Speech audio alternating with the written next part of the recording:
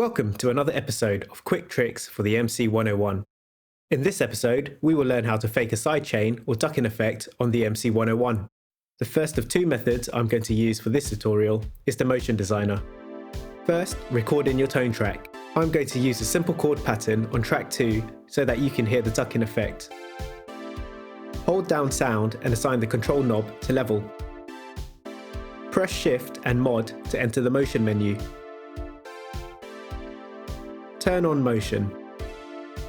Scroll to the motion designer. Set the shape to saw. Step length to 4. Minimum value to 0. Maximum value to 127. Destination knob to sound. And then execute. You can also use the motion designer to change any parameter, not just level, or play around with the settings for variations to this effect. Here's a before and after comparison. Notice the shape of the waveform.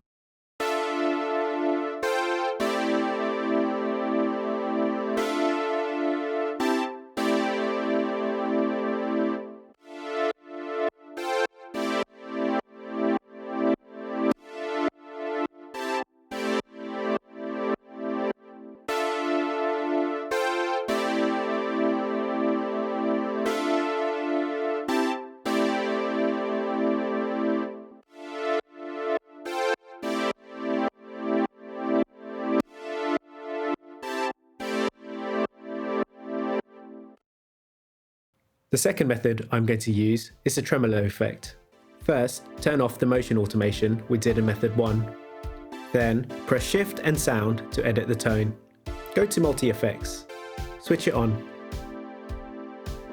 Change the effect to tremolo. Change the mod wave to saw 1. Turn rate sync on. Turn rate note to 1/4. Here's a before and after comparison. Notice the shape of the waveform.